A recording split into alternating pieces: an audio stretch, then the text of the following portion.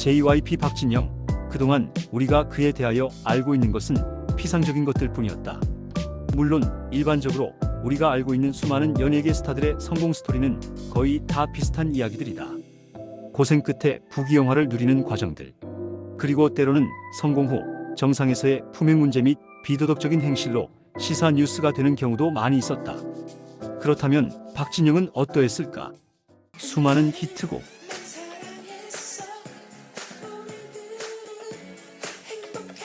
인기,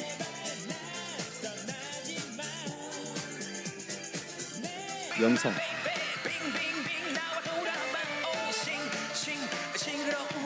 뮤지션,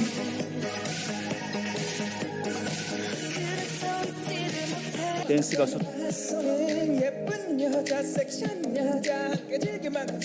사업가로서 자신의 꿈과 목표를 하나씩 달성하였고 사회적으로도 성취 결과를 이루었고 남들이 부러워할 만한 사람과 결혼도 하고 일과 행복을 모두 성공한 연예인이었다.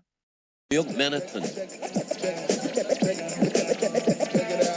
세계 대중음악의 심장이라 불리는 이곳에서 우리는 박진영을 만날 수 있었다. 저 수많은 건물들 중에 이제 저희 건물이 있으니까 꽤 많이 온 거죠. 근데 그 건물이 맨하탄에서 가장 작은 거. JYP 엔터테인먼트의 대주주로서 지분을 약 4천억 원 정도 보유하고 있다는 것.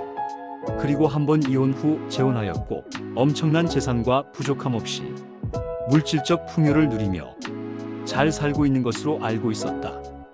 일반적으로 성공한 사람들의 표본처럼 부지런하고 성실하여 위풍당당한 모습에서 행복한 삶을 살고 있을 것이라고 우리는 그렇게 짐작하고 있었다. 그렇다면 이렇게 살아온 박진영의 행복론은 무엇이었을까? 충격적인 것이 성실하게 보였던 그가 한때 방황을 하고 허무주의에 빠졌었다고 합니다. 행복해질 수 있을까? 돈도 벌어야 할 것 같고 좋은 사람들도 만나야 할 것 같고 때로는 친구들과 어울려갖고 즐거운 시간을 보내야 할 것 같기도 한데 왜 마지막에는 다시 뭔가 채워지지 않는 그 공허함이 마음에 남을까? 저는 정말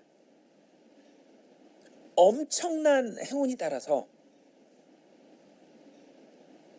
30살이 되기도 전에 제가 어렸을 때부터 꿈꿨던 걸 다 이룰 수가 있었어요.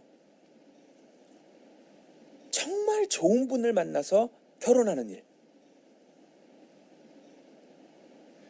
예쁜 집에 함께 살면서 가정을 꾸리고 내 분야에서는 사람들에게 인정받는 사람이 되는 것. 이 두 개였거든요. 근데 그게 30살도 되기 전에 20대에 다 이루어진 거예요. 너무 행복했어요. 결혼을 하고 한강이 내려다 보이는 그런 집을 샀어요. 전세도 아니고 20대 때. 그 다음에 어딜 가나 사람들이 박진영 하면서 인정을 해주는 거예요.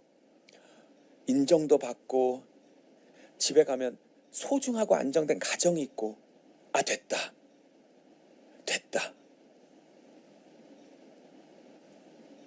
근데 결혼하고 1년, 2년, 3년, 30대에 접어들고 30대 중반에 접어드는데 제가 뭘 원하는 거예요. 뭘 원하는 거지? 다 있는데 뭘 원하는 거지? 뭘 원하는지를 모르겠어요. 그래. 인간이 원래 욕심이 끝이 없지. 소확행이라고 했던가? 소소한 거. 내 주변에 있는 거를 만족하면서 그렇게 살아야지. 제가 더 행복해지고 싶어 하는 거예요, 더. 이게 욕심인가?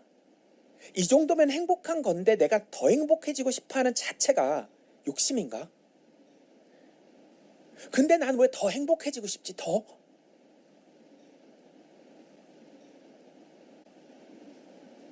결국은 그 상황을 버틸 수가 없어서 다 무너뜨렸어요. 그 소중한 가족을 깨고 이혼을 하고 혼자서 막 살아봤어요. 혹시 내가 결혼이 안 맞는 사람이었나? 혹시 싱글로 막 자유롭게 하고 싶은 대로 하면서 살면 그러면 이 공허함이 채워지려나? 그래서 정말 무책임하고 정말 이기적으로 결혼을 깨고요. 진짜 막 살아본 거예요. 1년, 2년, 3년. 매일 파티를 열었어요. 잔치를 열고 사람들과 어울려서 술 마시고 놀고 술에 취해 잠들고 내 몸이 원하는 대로 한번 해봤어요. 한 3년쯤 됐나 어느 날 아침에 일어났는데 껍데기만 남은 것 같은 거예요.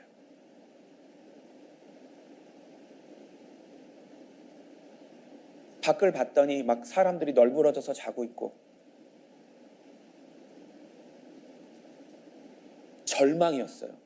뭔가 채워지지가 않았고 나는 어떻게 해야 행복해질 수 있을까? 그동안 성공하기 위해서 지금까지 열심히 살아왔고 꿈꾸던 부, 명예를 모두 성취했는데도 만족스럽지 못했다고 한다. 채워도 채워지지 않는 행복감, 영원하지 않은 행복에 고뇌한 듯합니다. 행복을 채울 수 없다는 공허함을 느낀 것은 왜일까? 그것은 그가 채우려고 애쓴 것이 행복감이 아니고 만족감이기 때문이다. 만족감을 채우려다 실패한 경우로서 전형적인 도파민 함정 효과라고 볼 수 있다. 만족의 한계성을 극복하지 못하여 고정관념에 의한 습관처럼 만족감을 행복감이라고 보았고 그리고 행복을 만족, 쾌락이라고 생각했다는 점이다. 재물, 권력, 명예, 인기, 명성 등 그들이 추구했던 것들은 행복 요소가 아니고 쾌락 요소들이다. 절대 가치의 행복 요소도 아니고 대체 불가한 상대 가치의 행복 요소도 아니다. 오직 대체 가능한 쾌락 요소로서 만족감을 느낄 수 있을 뿐 행복감을 주지 못하는 것들입니다. 만족의 대상일 뿐 행복의 대상이 아니다. 따라서 쾌락 요소인 부, 권력, 명예에서 느낄 수 있는 만족감은 채우려고 하면 할수록 채워지지 않고 오히려 더 감소하게 된다는 점을 기억해야 합니다. 박진영처럼 대부분의 사람들도 부와 명예를 얻은 후 번뇌하기도 합니다. 이러한 사례들은 인류 역사 이래 그동안 풀지 못했던 인류의 근원적 욕구 문제이기도 합니다. 비슷한 예로 지금으로부터 3000년 전 BC 935년경 세상에서 가장 지혜롭다고 했던 솔로몬 왕의 행복론에 대해서 여러분은 알고 계십니까? 최고의 절대 권력과 명예와 물질적 풍요, 부귀영화를 누렸던 왕이었다. 후궁 700명과 첩 300명을 거느렸고 하나님의 선택까지 받아 축복까지 누렸던 왕이었다. 더 이상 필요한 것도 없고 부족한 것도 없는 왕 중의 왕, 그런 솔로몬이었는데 그의 행복론은 무엇이었을까? 허무주의였다. 헛되고 헛되며 헛되고 헛되니 모든 것이 헛되도다. 보라, 모두 다 헛되어 바람을 잡으려는 것이로다. 허무주의의 행복론이었습니다. 부족한 것 하나 없던 그가 왜 솔로몬 왕의 번뇌 원인은 행복과 쾌락의 원리를 몰랐기 때문입니다. 만족감을 행복감이라고 착각하고 행복은 쾌락이라고 생각했던 것입니다. 아무리 채워도 채워지지 않는 만족감과 풍요 속에 빈곤과 욕구 불만이 있었습니다. 욕구 충족과 만족의 한계를 느끼게 되면서 고뇌했고 죽음의 두려움에 삶의 회의감으로 괴로워했었습니다. 결국 그의 판단은 짧은 인생에 있어서 영원한 것이 없으니 집착하는 것은 헛되고 헛되니 즐기면서 사는 것이 현명하다고 생각했던 것입니다. 만족할 수 없는 헛된 것에 집착하지 말고 추구하지도 말 것이며 그냥 하나님께서 허락하신 삶을 하나님을 경외하면서 열심히 즐겁게 살아가는 것이 올바른 삶이라고 솔로몬은 말합니다. 우리가 아무리 노력하고 성취하여 이루더라도 결국 모든 것은 덧없다. 바람과 같이 사라지니 허무한 것이다. 죽으면 끝이다. 인생의 덧없음, 무상함을 강조하였다. 부, 권력, 명예 등 모든 것이 영원한 만족을 주지 못한다고 한탄합니다. 이것은 솔로몬이나 박진영이나 과거 우리들 모두가 일반적으로 고민했던 내용들이다. 부와 권력, 명예 같은 것은 쾌락 요소로서 만족감 대상이므로 욕구 만족도의 원리에 따라 한계 효용 체감의 법칙이 적용된다. 또한 도파민 호르몬 반응 효과로 인하여 만족감을 채우려고 채우면 채울수록 만족감은 더욱 감소하는 역반응 결과를 경험하게 됩니다. 결국 기대 효과 대비 불만족이 증가할 수밖에 없는 구조입니다. 신행복이론에 의하면 쾌락 요소에서 느낄 수 있는 만족감은 소멸시효가 있어 원래 영원할 수도 없고 완전한 만족도 불가능하다는 의미입니다.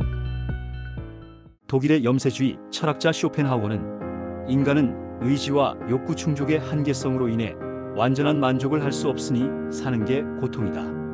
인생은 고통을 인내하는 것이고 그것은 죽어야 끝나는 자신과의 기나긴 싸움이라고 합니다. 욕구 불만, 불만족을 불행이라고 인식하였고 그것으로 인한 삶의 고통을 줄이거나 인내하며 사는 것이 행복이라고 보았다. 인도 철학의 영향을 많이 받았던 쇼펜하우어의 행복론은 유전자적 결정론이었다. 행복은 본인의 감성과 인격 문제이고 행복감은 타고난 것이다. 독신으로 가난하고 불우한 삶을 살면서도 현실을 초월해서 지혜롭게 살기를 원했지만 현실은 그렇지 못했다. 자신이 살아온 불행한 현실 때문에 모든 것을 운명으로 받아들이고 사는 것이 현명하다고 생각했다. 만족감을 행복감으로 인식하여 정신적 쾌락에 의한 자유로운 내적 여유가 진정한 행복이라고 보았다. 완전한 만족을 할 수 없으니 의지와 욕구 충동에서 벗어나 무의지의 세계에 몰입하는 것이 행복이라고 한다. 쇼펜하우어가 고뇌하는 삶을 사는 것도 어쩌면 금욕적인 삶을 사는 것이 행복이라고 생각했기 때문인 듯하다. 그러나 불교 사상에 의한 욕구불만, 불만족, 채워도 채워지지 않는 만족감이 의지의 표상이 되어 삶에 고통을 준 것이라면 그러한 생각들은 쾌락을 추구하는 삶에서 오는 고통일 뿐이다. 그것은 이기적 소비 생활에서 오는 만족감의 한계 효용 체감 효과와 도파민 함정 효과 때문이다. 결국 삶의 고통이란 것도 이기적 소비 생활에서 오는 의지의 표상이라고 볼 수 있다. 따라서 욕구 충족의 한계성을 극복하고 삶의 고통을 줄이는 해결 방법은 자유의지에 의한 행복을 추구하려는 이타적 소비 생활 속에서 찾을 수 있다. 효용 극대화의 원리로 만족감의 손실을 행복감으로 대체하여 한계성을 극복할 수 있을 것이다. 이와 같이 수많은 삶의 고통들은 대체 가능한 쾌락 요소로서 행복을 추구하는 삶에서 극복 가능한 문제들이다. 이기적 소비의 한계성은 이타적 소비의 효익으로 해결이 가능하다. 부와 명예, 권력을 모두 성취한 솔로몬이나 박진영처럼 부와 명예를 얻은 연예인이나 또는 쇼펜하우어처럼 부와 명예, 권력을 모두 성취하지 못한 경우에도 만족감을 추구하는 삶에서는 그것으로부터 오는 욕구불만이 오히려 행복감을 찾지 못하게 하는 장애 요인이 된 것 같습니다. 이는 만족감을 행복감이라고 착각하는 오류 때문이다. 그동안 인류의 공통된 착각 오류는 행복감을 만족감에서 찾으려는 실수를 범해왔다는 것입니다. 행복을 쾌락에서 찾으려고 고민해왔다. 그랬기 때문에 답을 못 찾은 거라고 봅니다. 만족감은 쾌락에서 오는 것이라서 한계 효용 체감의 법칙이 적용되기 때문에 욕구를 충족하면 할수록 체감하고 오히려 더 하락하게 된다. 완전한 만족은 처음부터 불가능한 것이었다. 쾌락 호르몬인 도파민 효과는 일시적이고 단기간 빠르게 반응하고 소멸하여 후유증을 유발한다. 그래서 도파민 중독 현상처럼 더 강한 자극을 요구한다. 그리고 도파민 함정 효과로 인하여 불만족이 더 커지게 된다는 사실입니다. 그런데 행복감은 만족감과는 다르게 반응한다. 행복 요소가 존재하는 한 파생된 행복감은 한계 효용 체감의 법칙이 적용되지 않고 행복감은 충족하면 할수록 증가한다. 그리고 도파민 함정 효과가 없다는 점이다. 행복 호르몬인 세로토닌과 옥시토신의 효과는 천천히 장기간 지속적으로 반응한다. 이런 효과로 인하여 행복감은 유효기간, 소멸시효가 없고 재생과 회생이 언제든지 가능하다. 이처럼 행복감과 만족감은 서로 다르게 반응한다. 그렇기 때문에 분리 적용해야 하는 것입니다. 인류의 근본적인 삶의 목적이 행복하게 사는 것이라고 우리들은 말합니다. 누구나 행복한 삶을 살기를 원하지만 정작 선택의 순간에는 만족을 위한 쾌락 요소를 선호하게 된다. 그동안 우리는 행복을 추구하는 삶이 아니라 쾌락을 추구하는 삶을 살아온 듯합니다. 이와 같은 행복이론에 대한 이해가 인류의 과거 오류를 해결해줄 열쇠가 될 것입니다. 20억을 버는 거였어요. 생각을 해봤더니 20억을 벌어서 은행에 넣어놓으면 그 이자로 내가 하고 싶은 걸 맘대로 하면서 살 수 있겠더라고요. 그런 게 돈만 있다고 제가 하고 싶은 걸 할 수가 없더라고요. 아, 내가 목표를 잘못 세웠구나. 저보다 돈이 훨씬 많은 분들 가만히 봤더니 돈이 아무리 많아도 뒤늦게 명예를 찾으시더라고요. 사람은 돈이 아니라 명예. 그동안 자신의 성공을 위해 아주 열심히 살아왔고 꿈꾸던 것들을 모두 이루고 성공하였는데도 허무하고 행복하지 않았다고 합니다. 영원할 것만 같았던 행복이 계속되지 않고 있다는 생각에 번뇌한 듯합니다. 돈과 인기를 얻으면 예쁘고 멋진 여자도 없고 하고 싶은 일만 고르면 그것만 하고 살 수 있으면 성공인 줄 알았어. 그러면서 어려운 사람들 도우면 행복할 줄 알았어. 일반적으로 부와 명예는 영원한 것이 아니고 헛된 것이므로 행복이 아니라고 합니다. 또한 그것으로 행복을 살 수도 없고 그것을 성취했다고 해서 행복해지는 것이 아니라고 말합니다. 그러나 신행복이론에서는 행복을 살 수도 있고 얻을 수도 있다는 것을 증명하고 있습니다. 부와 명예는 행복 요소가 아니고 쾌락 요소이므로 그것을 이기적 소비에 활용하게 되면 만족감을 느끼게 됩니다. 그러나 그것을 이타적 소비에 활용할 경우에는 행복감을 느끼게 됩니다. 부와 명예는 어떻게 쓰는가에 따라 전혀 반대의 놀라운 경험을 하게 됩니다. 이타적 소비에는 종교적 신념, 국가적 헌신, 인도적 희생, 그리고 기부, 봉사, 배려 등이 있습니다. 이러한 이타적인 소비 활동은 만족감이 아니라 행복감을 느끼게 합니다. 그런데 때로는 남을 돕는 일이나 기부 및 봉사 활동이 대가를 바라고 하는 경우도 있습니다. 자신의 명예 또는 자기 만족을 위한 기부 봉사는 이타적 소비가 아니고 이기적 소비이다. 이는 행복감이 아닌 만족감을 느낄 뿐입니다. 이런 경우에는 한계 효용 체감 효과 및 도파민 효과로 인해 기부 봉사를 해도 회의감이 빠지게 됩니다. 물론 기부 봉사가 이타적이든 이기적이든 상관없이 모두 절실히 필요한 우리 사회에 꽂힌 것은 부인할 수 없습니다. 여기서는 부와 명예를 이타적 소비에 활용함으로써 행복을 찾은 사람들을 소개해 보려고 합니다.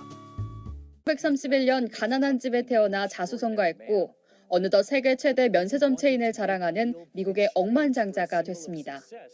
하지 프란시스코의 방 2칸짜리 임대 아파트에서 부인과 노년을 보내며 검소한 생활을 보냈습니다. 시계를 차고 다니는가 하면 리무진 대신 지하철이나 버스를 타고 비행기도 이코노미석만 고집해왔습니다. 자신에게는 한없이 검소한 그였지만 기부만큼은 남다른 이른바 기부왕이었습니다. 재산은 내게 어울리지 않는 불필요한 것이라서 필요한 사람들에게 돌려줄 뿐이다. 그래서 전 재산 20조 원을 기부하고 월세집에서 살았다고 합니다. 빌 게이츠, 워런 버핏이 가장 존경하는 인물이 척 핀이라고 합니다. 나는 이 세상에 올 때 아무것도 가지고 온 것이 없다. 그래서 갈 때도 아무것도 가지고 가지 않을 뿐이라고 합니다. 버느냐가 아니라 평온한 마음으로 사는 거라고 얘기해 주위를 놀라게 했습니다. 자신의 삶은 소박했지만 남에겐 통이 컸습니다. 대만 팬들과 만난 자리에선 전 재산인 8,100억 원을 기부하겠다고 약속했습니다. 돈은 행복의 원천이 아니라고 설명을 덧붙였습니다. 자가용도 없이 버스와 전철을 타고 다니고 길거리 청소도 하고 홍콩 거리를 거니면서 시민들과 대화도 나누고 사진도 찍고 일상을 즐기며 하루하루를 즐기며 산다고 합니다.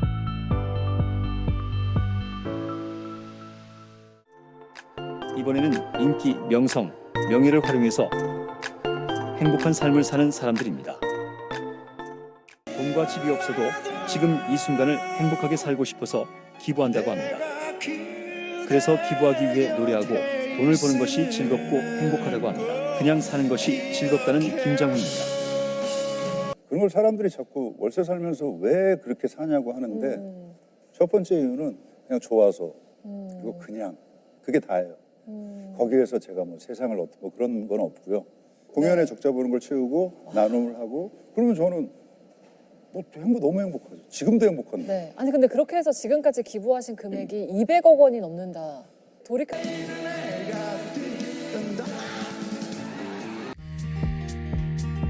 배우 차인표와 신혜라 부부는 팬으로부터 받은 인기 명성을 무엇에 활용할 것인지를 고민했다고 합니다. 그래서 기부와 봉사활동을 실천해보니 행복하고 그래서 한다고 합니다. 거든요. 복원 못해요. 다른 사람한테 또 가지. 그러면 나한테 이게 왔을 때 난 이걸로 무엇을 할 거냐. 이런 고민을 이제 나이 들면서 하게 됐고 별거 아니지만 그래도 약간 남들보다 이름이 알려져 있을 때 이런 쓰임새 있는 일을 할 수 있겠구나. 네, 또 해보니까 이게 행복하구나. 네, 그래서 했던 것 같아요. 기쁘니까, 행복하니까. 이젠 받은 사랑을 갚아나가는 중이라고 합니다. 그런가 하면 맨몸으로 시간과 땀을 흘려가면서 이타적 소비를 하는 사람들도 있습니다. 저는 기부하고 칭찬받기 위해서가 아니라 행복하게 살기 위해 기부한다고 한다. 많은 시간을 봉사활동에 소비하고 오늘도 기부하기 위해 아낌없이 땀을 흘리면서 달리고 있다. 정말 행복하기에 궁극적으로 모든 사람이 행복을 위해서 살아가잖아요. 저는 제 방식대로 내가 아는 행복 그거를 하나하나씩 찾아가면서 살고 정말 행복하기에 세상에는 수많은 사람들이 각자의 방식으로 다양한 행복을 찾아가며 살아가는 듯합니다. 그런가 하면 우리들은 또 다른 고민에 빠지기도 합니다. 어떻게 해야 더 성공하지? 이런 거였어요. 근데 그게 다 헛됐고 아무 유익이 없대. 왜냐하면 죽을 때 못 가져가는 거예요. 봤더니 무슨 성공을 했건 아무리 많은 돈을 벌었건 명예를 얻었건 이렇게 돼서 그냥 다 남겨놓고 탁 죽는 거예요. 그러니까 이게 실제로는 아무 유익이 안 되는데 그거를 쫓느라고 밤에 잠을 못 자요. 솔로몬은 전도서에서 죽으면 모든 부귀영화가 남에게 돌아가고 소용없으니 현세는 허무한 것이다. 그래서 인생을 즐길 것을 권장하였고 쾌락적인 삶을 추구하는 것이 지혜로운 삶이라고 보았다.